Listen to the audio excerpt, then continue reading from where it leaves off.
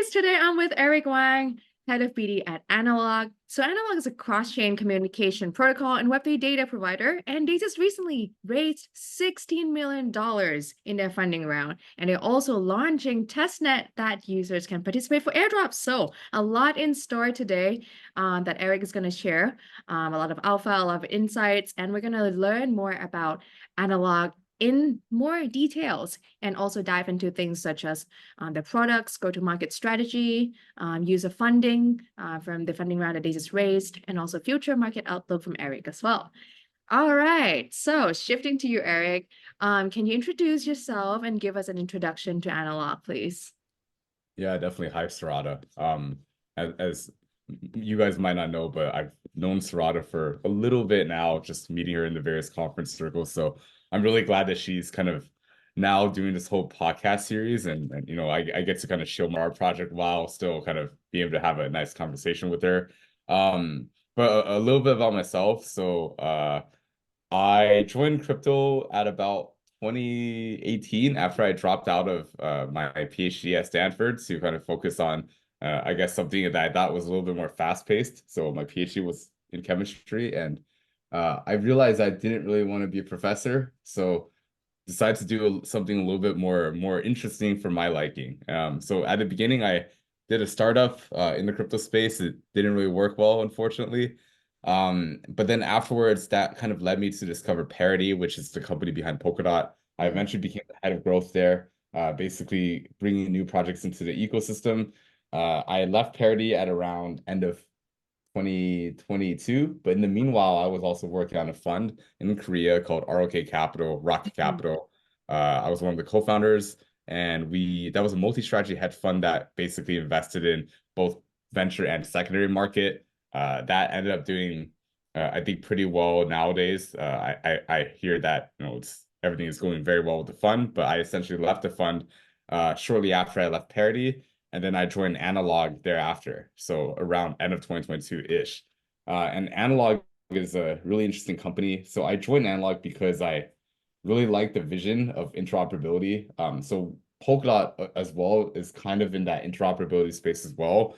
So the idea is that you have this whole relay chain that basically supports interoperability between all the connected chains within the Polkadot ecosystem. But I like that Analog's kind of idea was a lot more generalized. So it doesn't really matter if you're kind of within that whole Polkadot tribe or not, that you're still able to kind of get these interoperability properties out there for basically any chain. It could be EVM, it could be Bitcoin, it could be Cosmos, Substrate, whatever. And that kind of idea just kind of stuck with me. So Analog, as a result, as I kind of alluding to, is an interoperability platform. Analog is a blockchain that essentially relays messages between any connected chain of any type that we support. And then it also is a suite of software or products on top of it. So the way I like to kind of pitch Analog is that it's kind of like a whole interoperability product suite, so that any developer who wants to jump into this interoperability space can just use Analog's tech stack and build any sort of application that they want from one SDK. I see. Yeah, so first of all, glad to have you on the show as well. Always got into great conversation with Eric whenever we run into each other. And he's one of very accomplished person in this space. It's always the dropout guys that does well in Korea.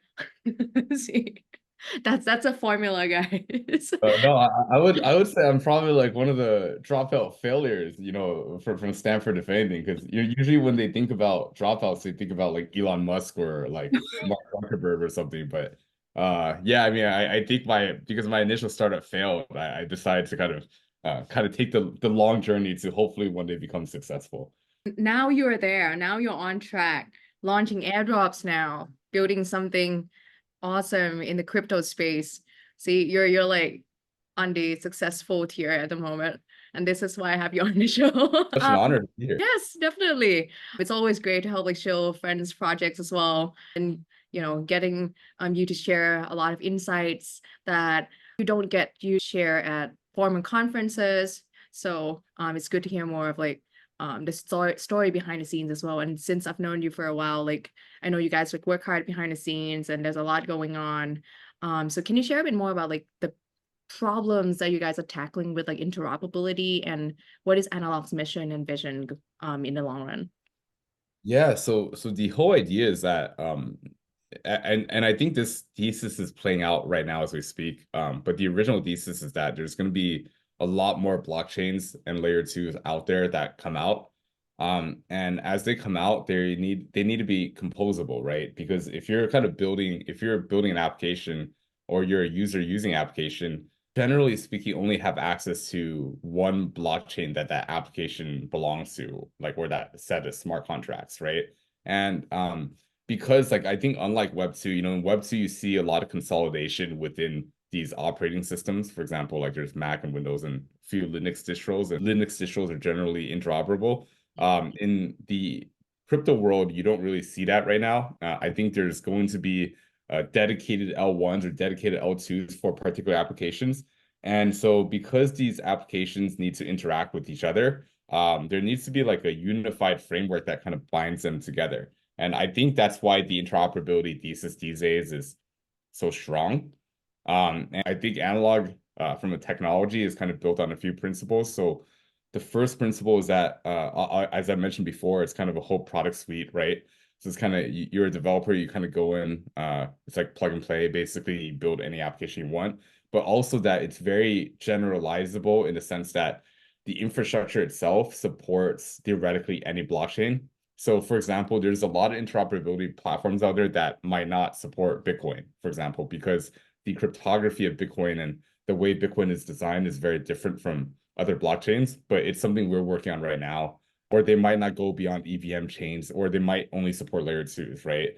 So I think some of those applications, like those bridges or interoperability platforms, really limit kind of what kind of applications you could build, because obviously the number of chains supported will be smaller. And then finally, interoperability, I think, has generally been thought of as something that really is only token transfer. So if you think about it, generally speaking, when people think about that, they think about bridging a token from one chain to another. And that's been probably by far the greatest use case so far of interoperability, unfortunately.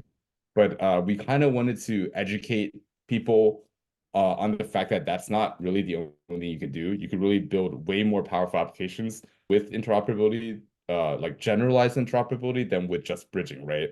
So kind of just analog also serves to educate and open up the slice of the pie of interoperability for more users. Mm-hmm. Nice, nice. So, since you mentioned like the interoperability space, there are some of like the key players, and many of you might have already heard, for example, like Layer Zero and XLR. Like how do you differentiate yourself from existing competitors, and who do you see as like your key competitors? Yeah, I mean, I definitely think the ones you listed would be considered our competitor, because I would say they also market themselves as general interoperability platforms to some extent.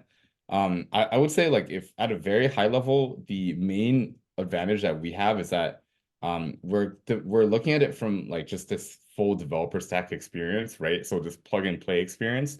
So the problem is, like, if you're a developer, you want to, like, let's say build a whole cross-chain application. You not only would have to use, let's say, layer zero for its general message passing abilities, but you might also have to use other applications. For example, you might have to use Chainlink for as a cross-chain oracle to kind of get data in certain ways, or you might have to kind of use Gelato for automation, or you might have to use, like, let's say, a token bridge that exists for other stuff. Whereas that's not really the case in analog. Basically, analog kind of has all those functionalities. Well, at least soon, will be built into one SDK. So basically, like, the users won't have to kind of um, find individual components to the stack to plug in to kind of build the final application, right?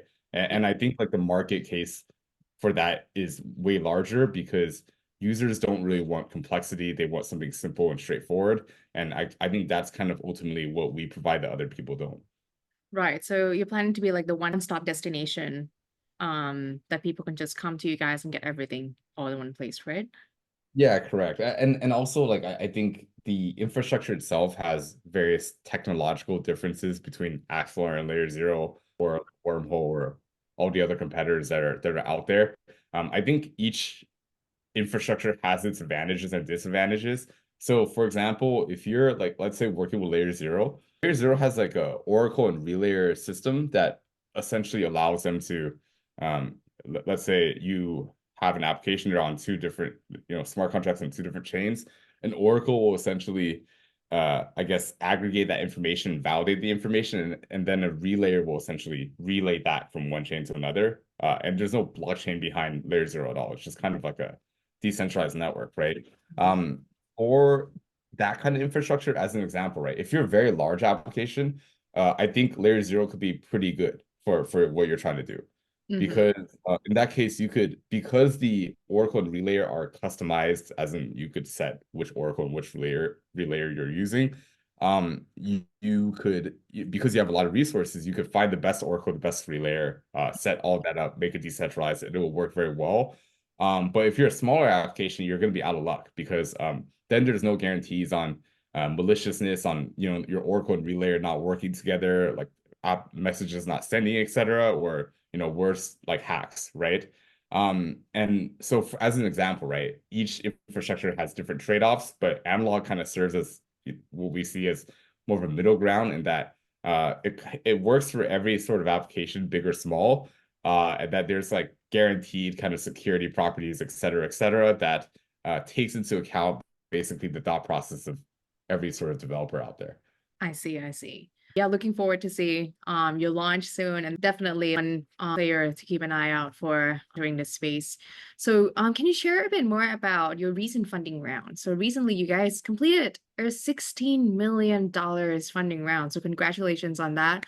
Can you share how will this capital be utilized, grow, and scale Analog over the next few years? What are some of like the key milestones and goals that you guys are planning to achieve? Yeah, first thing is the 60 million was raised across every round since inception. So Hmm. raised since around middle of 2022 to beginning of 2024 or so. It's not technically one round. So basically we used some of that money in the meanwhile to kind of build a lot of stuff out, right? But then I think a lot of the kind of funds raised will kind of be used for making sure that we have a very successful launch, like at least for the next few years, as much resources as we can to increase our team as kind of the demand increases. And we're seeing a lot of kind of demand from developers and applications and companies right now for our product, as well as, of course, making sure that like we're able to kind of subsequently raise more fundraising rounds, or we're a little bit more self-sufficient. Now, in terms of more fundraising rounds, right, we are going to raise a Series A soon, with a much higher valuation than the previous round, and hopefully we'll close that before mainnet launch. We Oh, haven't actually publicly announced this yet, but it's something that we're doing right now. We're wow, about it's a league right there, guys. So stay tuned for the Series A fundraising. yeah. So yeah, with like your upcoming race, like what are you some of like the key milestones in the future that you're planning to launch? I mean, besides like building out the whole like one-stop destination, that people can come to you guys in one place. Yeah, I think the first thing is just to kind of build out more parts of the stack, right? So for example, we might build out stuff that allows for more fungible token bridging, as an example, right? So basically that users can then create like omni-chain fungible tokens, for example, and kind of other sorts of products, right? So one is increase the product lineup in our SDK, and two is also to kind of realize kind of like the next vision of Analog in a sense, which is right now any interoperability platform that's like fully working right now, like there's some that aren't fully working that are promising a lot, but any one that's fully working basically requires you to kind of launch smart contracts on different chains and then connect them with the interoperability platform. But in the future, like we ideally want you to be able to kind of program on just one chain, which is kind of like potentially like let's say the analog blockchain, right? And then that would basically allow for native interoperability in that one application with Mhm. every chain that analog is connected to. So essentially kind of positioning analog as potentially more of a platform in the future, but it's something that we're still figuring out how to navigate because of course there's a lot of politics with layer ones and layer twos, with ecosystem development and I'm sure you would know having worked in in the Best space. protocol. Yeah. So working in the space before that, these there's a lot of vampire attacks between layer ones and layer twos, right? And so we're trying to figure out the political landscape as well as, if we build this sort of generalized platform, how do we still work with all of these platforms at the same time? Yeah, makes sense. Yeah, I think like the future is definitely like omni-chain and interoperability among DApps are significant for especially like cross-chain DApps, especially when there are like a lot of L1s and L2s popping out these days. So, can you share like how was your journey behind the scenes behind your fundraising? Like, did you face any challenges along the way? How did you overcome them? Or was it like super smooth? Yeah, I feel like it was not the smoothest, but I think a lot of it was also due to the kind of like the timing in which we raised our rounds, right? So when we first closed a round, it was already the bear market, like the initial seed round back in like 2022. And Mm-hmm. then every subsequent fundraising that we've tried to do was in the bear market. In fact, like most rounds were after FTX collapsed, right? Oh, So wow. it was actually very of course difficult for a project at a time with like zero product, right? Like we basically we were fundraising with just an idea, to try to get people's money with just a vision. But I think ultimately after enough time we were still able to convince enough people of our vision even during the peak bear to be able to give us 16 million, and we're thankful for that. Now I think that we're in the bull market. We do suspect that things will be easier to kind of fundraise for our next round, and yeah, we'll just see how it goes. We haven't really kind of tried to fundraise yet here, but from our initial conversations, things seem pretty optimistic. And of course, fundraising is just a small part, right? Like it's just like a means to an end, right? Eventually, we want to make sure that, the Analog Time Corporation, which is the company behind Analog, is self-sustainable, and has various profit making mechanisms out there, which we've kind of planned. But basically make sure that the fundraising kind of takes us to that promised land.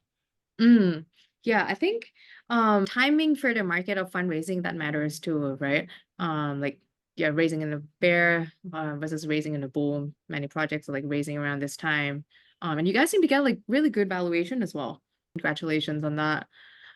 So you mentioned a little bit about the roadmap to like making analog sustainable. Can you share what's analog's revenue model and business model? Yeah, so there's like a few things. So the one is like within the analog blockchain itself, there's ways to kind of acquire analog tokens Mhm. based on applications you develop, right? So the way like I think foundations should generally, well, foundations themselves are not generally profitable, but let's say like the operating company could be profitable, right? But the way the operating company becomes profitable is to interact with the ecosystem itself, right? So use our proprietary knowledge that we gain from being like a interoperability developer and then maximize on that. So the first thing is within Analog, we built in this, it's essentially a DApp staking mechanism. So the idea is, if you're an application developer, within the Analog ecosystem, you'll be rewarded in Analog tokens based on applications that you develop, right?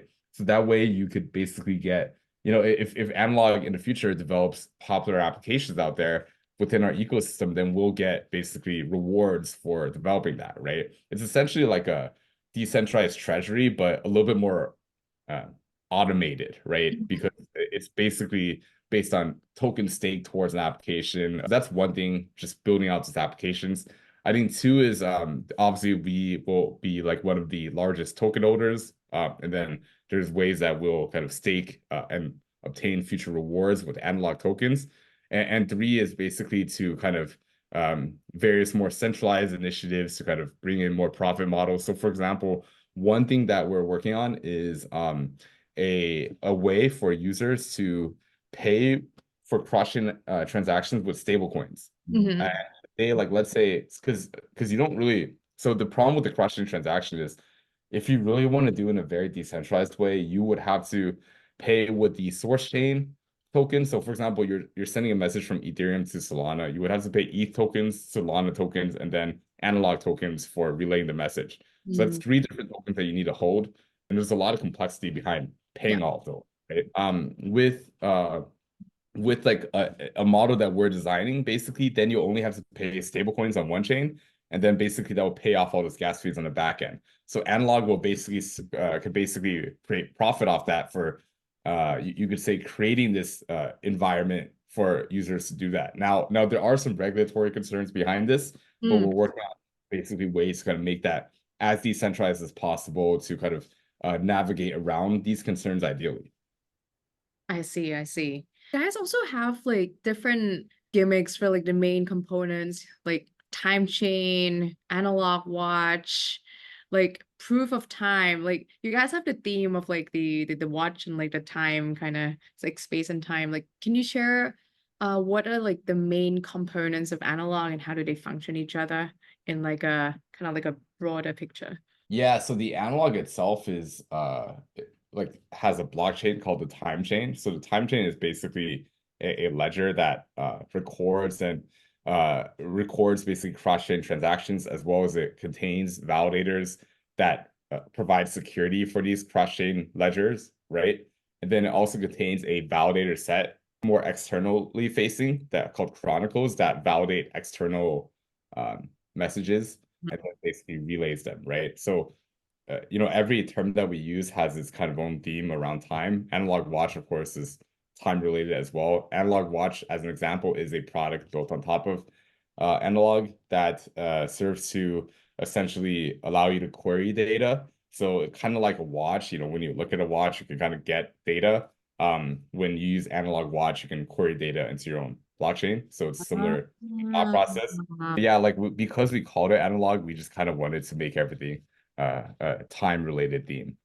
Yeah, it does stands out when I like see like the terminology related to the components, and I was like, oh, okay, everything is related to time. Diving deeper into the go-to-market strategy, who are your key target user groups, and what are your plans to bootstrap the traction? Yeah, so the first, obviously there's every crypto product has kind of two target groups. Obviously, one is like the developers that are using the product itself, of course, right? So you obviously want people to actually use the end product.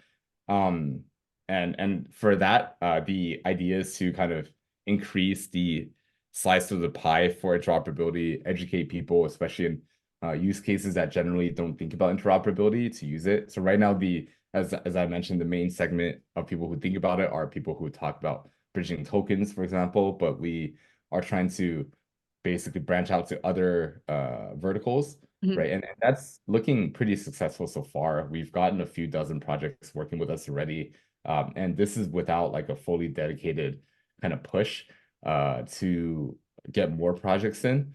But then, of course, like, unfortunately, with every kind of public chain related project, you, of course, have like the token holders in mind as well, because of course, like token owners are a big part of your community, and generally, community is also kind of a product as well, right? Making sure that they're, uh, you know, satisfied that they, stay with analog for a more long-term vision. So then be able to kind of serve that community with various airdrops or whatnot is make sure that they participate in the testnet, able to kind of be committed to the ecosystem, right?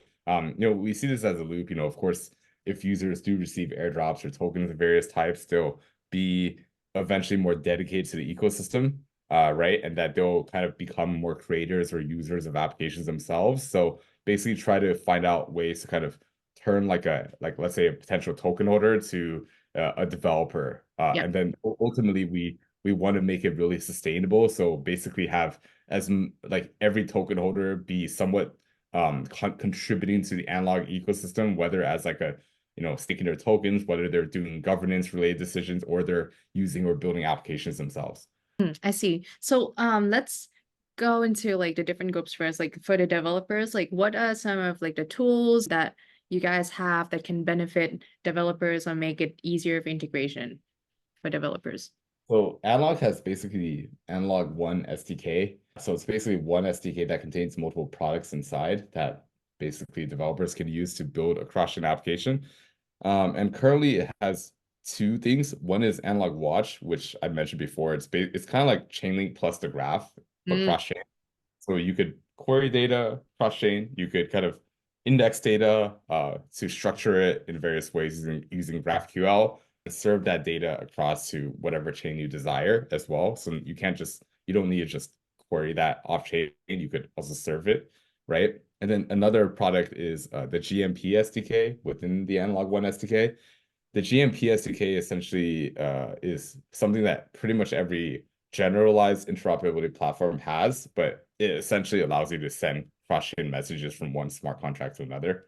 mhm. Uh, or even if you don't have smart contracts, like, let's say in Bitcoin, we're also building an automation platform right now. It's kind of like Gelato, but cross-chain. So basically, let's say something happens on blockchain A, some event.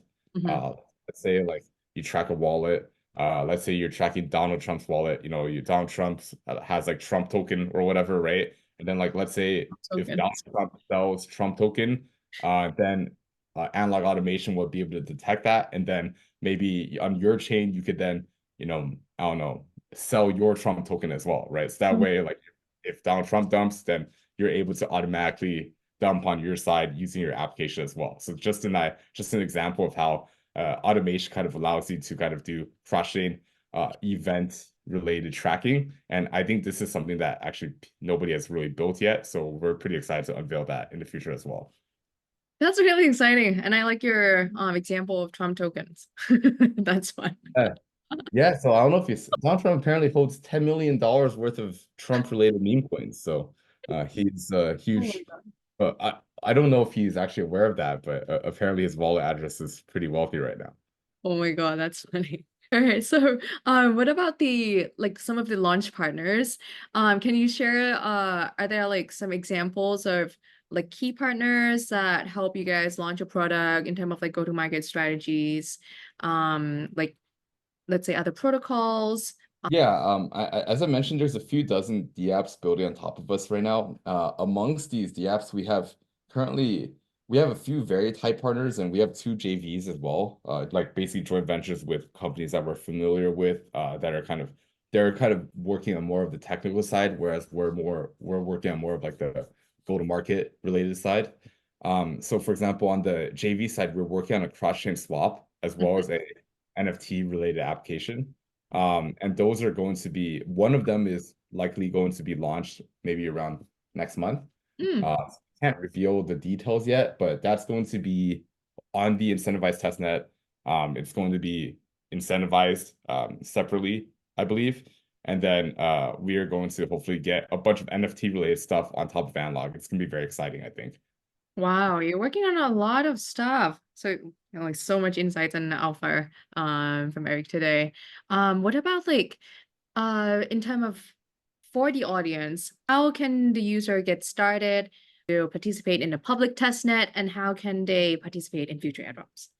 Yeah, so the public test set's already out. So we actually launched that around April 15th, publicly. So the first phase of the testnet was only for developers pretty much. So you would have to basically know how to code to use the testnet at that time.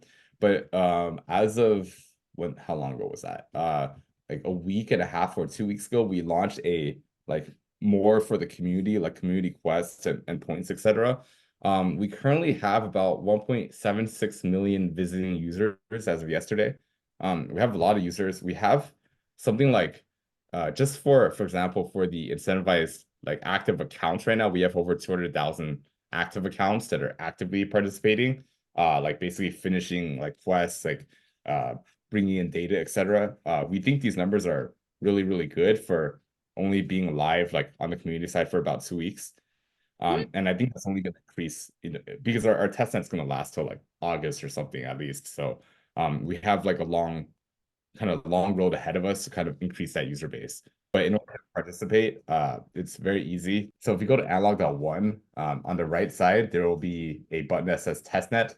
That of course, if you click on it, then you could kind of proceed. And then of course, we're also working with Galaxy for Galaxy related points. Basically, we're collaborating with them very closely. It's kind of bringing Galaxy users to analog as well. And then as well as we have collaboration with Dmail. We have a collaboration with CoinList as well. So CoinList is also bringing in their users to us. And then basically we're going to continually unveil more of these collaborations, kind of make sure our communities are working together to kind of maximize these points. But then ultimately, I think we're like, it's going to lead to like by the time like a lot of these users on board, there's going to be a few more applications live on top of the testnet that users can interact with. And then each of these applications will have various incentive mechanisms and kind of ways they can participate and do cool stuff before the mainnet launches. You mentioned about like the apps like using Analog's products. Like, would that be cases that, let's say, if they're already using like Layer Zero or Axela or like Chainlink's CCIP, then like they would also benefit from using Analog too? Or usually it's just like choosing one of the solution? I think there's been a few applications that we're working with that are working with multiple interoperability platforms for different, for example, some applications are using Layer Zero, or like they might use Wormhole, for example, for token bridging, because Wormhole has a very robust and so far working token bridging product, whereas we don't have that yet, right? But what we do have, for example, is Analog Watch, which you can query data off of, and no one else has that right now. So, different interoperability platforms, as I mentioned, has different parts of the stack. But as I mentioned before, eventually Analog is going to have that whole stack just within our ecosystem.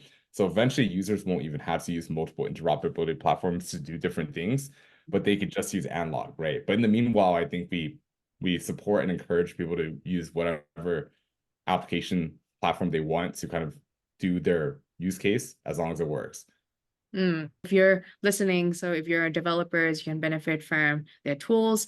If you're launch partners, there's many the apps are building on them, so do reach out to them.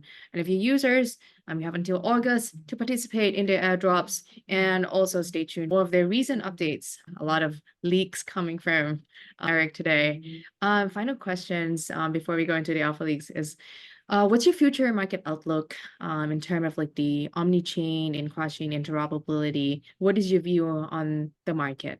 Yeah, I'm actually pretty optimistic about the market so far. If you look at the incumbents, you could say like projects in this space that have already launched, whether it's Axelar or Layer Zero or Zeta Chain, like Wormhole, these are some of the larger ones that have launched. They've done very well in terms of their FTV still being in the multiple billions.